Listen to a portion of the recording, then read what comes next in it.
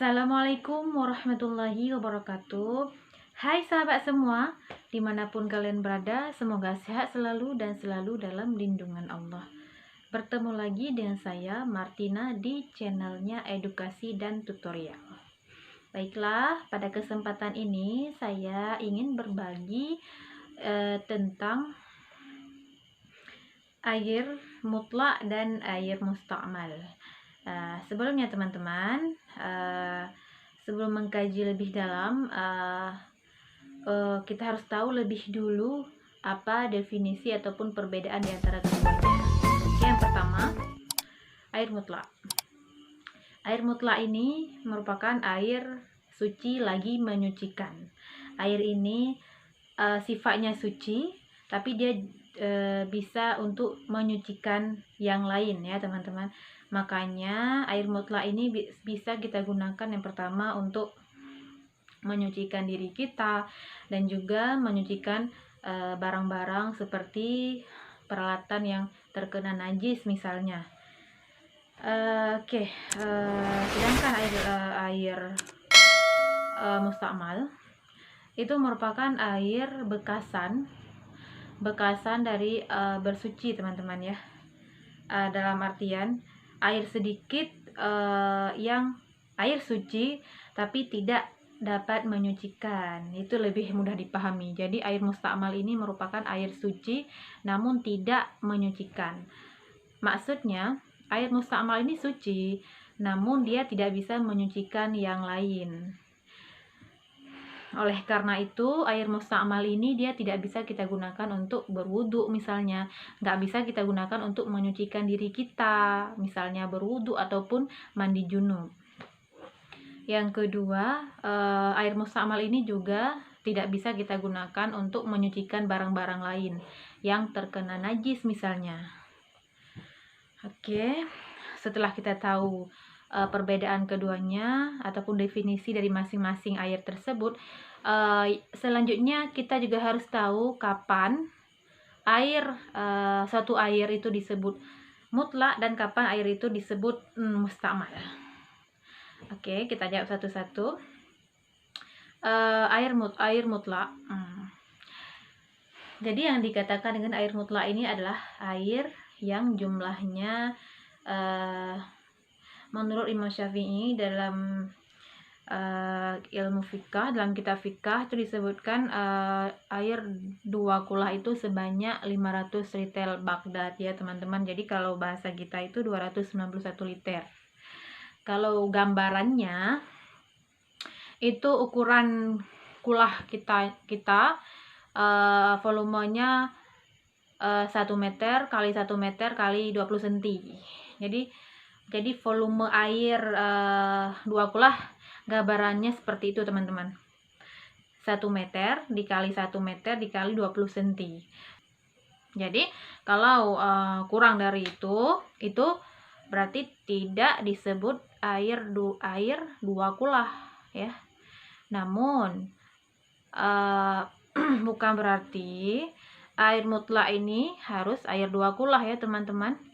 Dia ada air sedikit yang juga disebut air mutlak. Selama air sedikit ini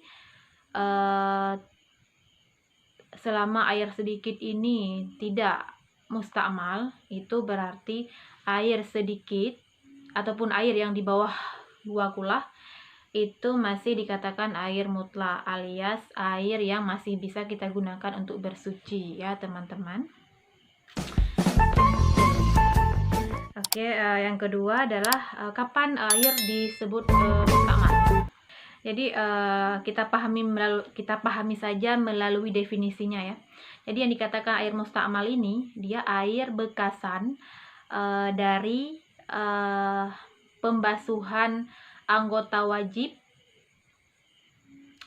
daripada anggota wudhu pada kali pertama ya teman-teman. Ingat, jadi kita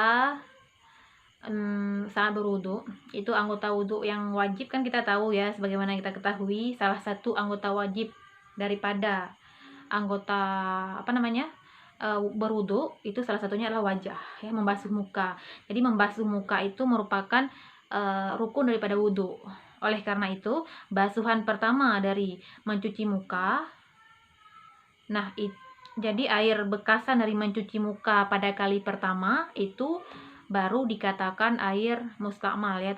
Untuk kali kedua dan kali ketiga dari pembasuhan muka itu nggak dikatakan air mustakmal. Kenapa? Karena karena ketika kita berwudu itu yang jadi rukun wudunya itu 1 kali yang wajib, 2-3-nya itu sunat. Jadi untuk meniga-nigakan basuhan itu sunat hukumnya. Yang wajib adalah basuhan pertama. Oleh karena itu air mustakmal ini hanya dikatakan mustakmal saat bekasan air bekasan yang kita gunakan untuk basuhan pertama pada anggota wajib. Nah, misalnya saat berwudu.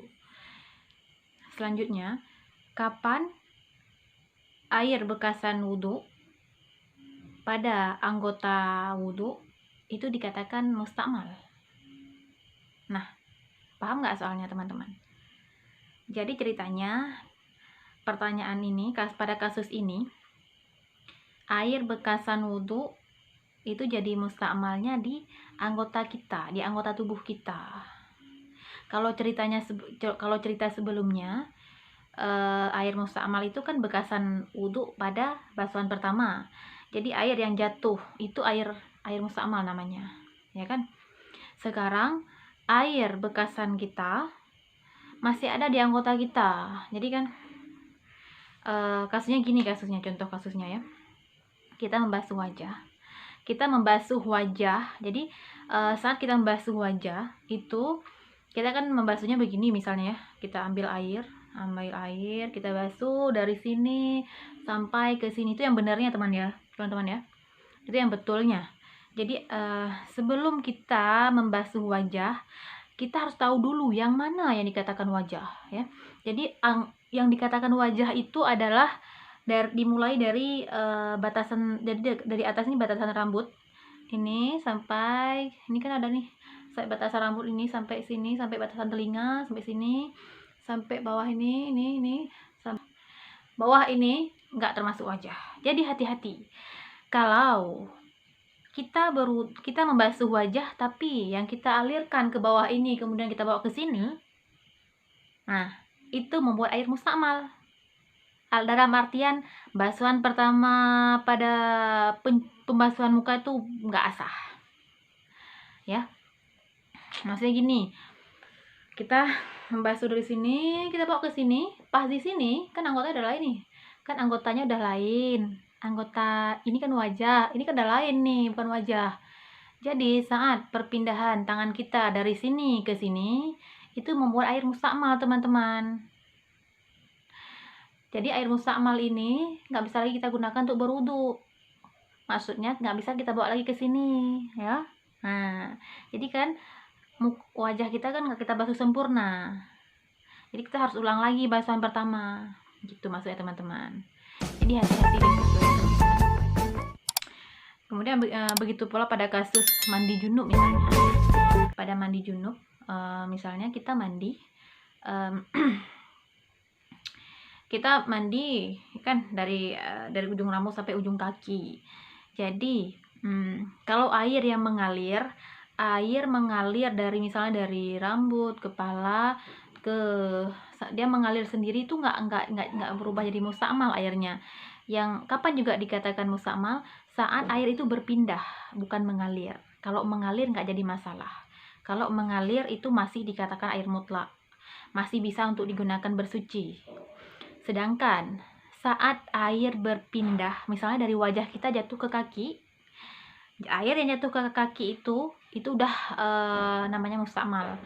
Dalam artian air yang tumpah ke kaki itu nggak bisa menyucikan kaki kita. Sedangkan cara mandi junub itu kan mengalirkan dari ujung rambut ke ujung kaki. Makanya saat air berpindah itu udah nggak mutlak lagi, teman-teman, udah berubah jadi mustakmal. Baik, Jadi semoga bisa dipahami ya teman-teman. Itu saja yang bisa saya sampaikan. Terima kasih untuk teman-teman yang sudah menonton habis. Semoga bermanfaat untuk teman-teman sekalian dan untuk saya pribadi. Saya akhiri. Assalamualaikum warahmatullahi wabarakatuh.